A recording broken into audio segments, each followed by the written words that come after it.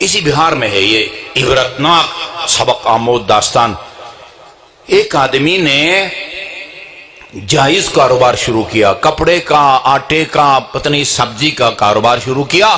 کچھ دن اس نے کاروبار کو جاری رکھا، اس کو نقصان ہو گیا، گھاٹا ہو گیا کاروبار کے اندر۔ اس نے چھوڑا یہ جو ذریعہ معاش ہے نا حلال، اس میں پیسہ نہیں ہے، کوئی اور ناجائز کاروبار شروع کر دیا۔ اس کو سودی کاروبار یا پشاور سے وہ جو پڑیا لا کے بیچتے ہیں وہ والا کاروبار شروع کر دیا، اس میں بھی گھاٹا ہو گیا۔ شیطان اس نے اللہ تعالیٰ کو چیلنج کیا ہوا ہے، وہ بالکل صراط مستقیم دو راہے کے اوپر کھڑے ہو کے اس آدم کی اولاد کو گمراہ کروں گا، بہکاؤں گا، جس کے سامنے سجدہ نہ کرنے کی وجہ سے تو نے مجھے جہنم سے نکال دیا ہے۔ چیلنج کیا ہے خدا نے نا، یہ کوئی معمولی شخصیت نہیں ہے شیطان۔ اور وہ کس طرح گمراہ کرتا ہے؟ منبر پر خطیب کو بھی گمراہ کرتا ہے، محراب عبادت میں پیش نماز کو بھی گمراہ کرتا ہے، مارکیٹ میں دکاندار کو بھی گمراہ کرتا ہے، ہاں آفس میں دفتر کو بھی، کسی کو۔ روایات میں ہے بھئی تمہارے رگوں میں جس طرح خون دوڑتا ہے نا، اسی طرح خدا نے تمہارے دل و دماغ تک شیطان کو رسائی دی ہے۔ دل و دماغ تک سے جو آدمی سوچ کے پاگل ہو جاتا ہے کہ کیا کیا وہ حربے استعمال کرتا ہے اولاد آدم کو بہکانے اور اس کو گمراہ کرنے کے لیے۔ کہا کہ شیطان طاق میں تھا، اس بندے خدا سے پوچھا کہ تم نے جائز کاروبار کر کے دیکھا، اس میں تم نے وہ نقصان اٹھایا، ناجائز کاروبار بھی کر کے دیکھا، اس میں بھی تمہیں میں نے نقصان اٹھایا، میں تمہیں بڑا پرکشش وزارت، پرکشش نوکری، پرکشش وزارت اس کو کہتے ہیں جس میں بہت زیادہ مال بنانے کے مواقع ہوں۔ میں نزدیک سے چونکہ اسلام آباد میں بیٹھ کے میں دیکھ رہا ہوں، سب سے پرکشش وزارت مذہبی امور ہے، سب سے زیادہ پیسے کمانے کے مواقع، اور ہمیں پتہ ہے کہ وہ کس طرح ایک فارم کے لاکھ روپے وہ وصول کرتا ہے، ایک فارم کے۔ کہا کہ میں تمہیں ایک پرکشش کاروبار کی نشاندہی کرتا ہوں، دیکھو دیکھتے ہی دیکھتے جو ہے نا کھیلنے لوگوں کے دولت سے سنبھالی نہیں جائے گی تم سے، کیا کروں؟ کہا ایک نیا اور آسان دین متعارف کرو خدا دیا بندیا، اس میں بہت فائدہ ہے۔ یہ جو دین ہے نا اس پر عمل کر کے جنت میں جانا بہت مشکل ہے۔ حفت الجنت بالمکارہ وحفت النار بالشہوات۔ آسان دین متعارف کرایا، آسان دین۔ لائن لگ گئی مریدوں کی، اور جس کو کہتے ہیں نا دولت کی ریل پیل شروع ہو گئی۔ کافی پیسہ بنانے کے بعد آخر خدا کا قائل تھا، رسول کا بھی قائل تھا، جنت دوزخ مسلمان تھا جی، پشیمان ہو گیا۔ بھئی یہ مال دنیا کب تک؟ کیا جواب دو گے خدا کو؟ اپنے مریدوں کو جمع کیا، اپنے سینکڑوں میں تھے، ہزاروں میں تھے، جمع کر کے کہا دیکھو بھئی اصل دین وہی ہے جس پر تم پہلے عمل کرتے تھے، اور جس دین کا میں نے بعد میں وہ تعارف کرایا تھا وہ میرا خود ساختہ اور من گھڑت ہے، وہی پرانا دین اصلی دین ہے، اس پر عمل کرو۔ لوگوں نے کہا نہیں، یہ بات والا ٹھیک ہے۔ انسان فطری طور پر نہ تن آسان ہوتا ہے، آرام طلب ہوتا ہے، کبھی بھی وہ ایک سستا آسان کام سے کام اگر چل جاتا ہے، پھر کیوں آدمی خام میں جو ہے نا وہ پنگے لے وہ مشکل کاموں کا۔ جب انہوں نے انکار کیا اور زیادہ پریشان ہو گیا۔ آپ نے اگر حج بیت اللہ کیا ہو، ریاض الجنہ میں ایک ستون ہے، اس کا نام ہے ستون ابو لبابہ، اس کا دوسرا نام ستون توبہ بھی ہے۔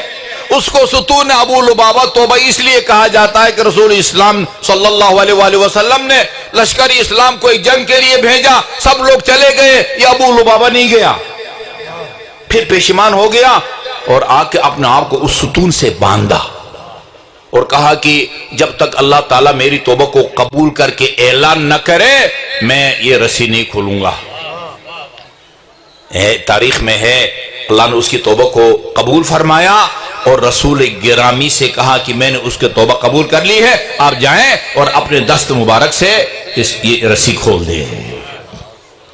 اس بندے خدا نے بھی شاید اس طرح یہ سنا ہوا تھا، اس نے کیا کیا، جب دیکھا کہ یہ میرے مرید نہیں مانتے، قابو سے باہر ہو گئے ہیں، اس نے ایک بہت لمبی کیل لی جی اور اس کو دیوار میں گاڑ دیا اور ایک آہنی زنجیر اس کا ایک سرا اسے کیل سے باندھا علامتی طور پر اور ایک اپنی گردن سے، اور کہا کہ اس وقت تک میں یہ نہیں کھولوں گا جب اللہ تعالی میری مغفرت کا اعلان نہ کرے۔ اس وقت کا نبی، روایت کے اندر اس وقت کا نبی لکھا ہوا ہے، اب وہ نبی عیسیٰ تھے، موسیٰ تھے یا کوئی اور، اس کا مجھے پتہ نہیں ہے۔ اس وقت کے نبی پر اللہ تعالیٰ نے وحی نازل کی، کہا کہ اس بندے خدا سے کہو کہ میں اس وقت تک تیرے توبہ کو قبول نہیں کروں گا جب تک وہ سارے لوگ راہ راست پر نہ آئیں اور ہدایت یافتہ نہ ہوں جو تیرے اس اعلان کے نتیجے میں گمراہ ہو گئے تھے۔ اور ساتھ روایت کا حصہ ہے جن میں سے بعض اس دنیا میں نہیں رہے، جن میں سے بعض ہمارے مدارس میں علامہ ہلی کی کتاب پڑھائی جاتی ہے، عقائد کی، متن علامہ ہلی رضوان اللہ تعالی علیہ کا ہے اور شرح فاضل مقداد کی ہے۔ شرح باب ہادی اشر النافع لیوم الحشر لشرح باب ہادی اشر، وہ پچھلے سال میں پڑھا رہا تھا، آخری درس یا آخر سے پہلے وہ توبہ کے بارے میں ہے۔ توبہ کے بارے میں لکھا ہے کہ ہر گناہ سے توبہ کا طریقہ الگ ہے جی، کسی پہ غیبت کی ہے اس سے توبہ کا طریقہ الگ ہے، مال کھایا ہے توبہ کا طریقہ الگ ہے، نماز نہیں پڑھی توبہ کا طریقہ الگ ہے، زکوٰۃ نہیں دی، حج نہیں کیا، ہر گناہ سے توبہ کا طریقہ الگ ہے۔ کسی کو گمراہ کرنا یہ گناہ ہے، اس سے توبہ کا کیا طریقہ ہے، صاف لکھا ہوا ہے۔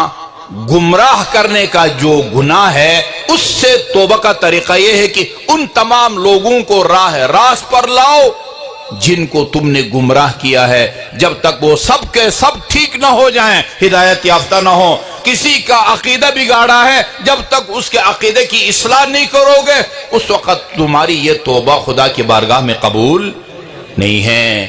آگ سے کھیلتے ہیں وہ جو اس منبر حسینی پر آ کے قرآن اور سراسر قرآن اور سنت کے خلاف، وہ کلپ بھی میں نے سنی ہے جس میں یہ دیکھیں جو اس دنیا میں خدا کا قائل ہے نا، خدا کا قائل ہے، عیسائی یا یہودی جو بھی خدا کا قائل ہے وہ خدا کو مخلوق نہیں سمجھتا۔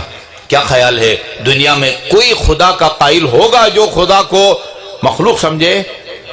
نہیں، وہ ہر مخلوق کا خالق خدا ہے، وہ مخلوق نہیں ہے، نہ اس کی ابتدا ہے نہ کوئی اس کی انتہا ہے۔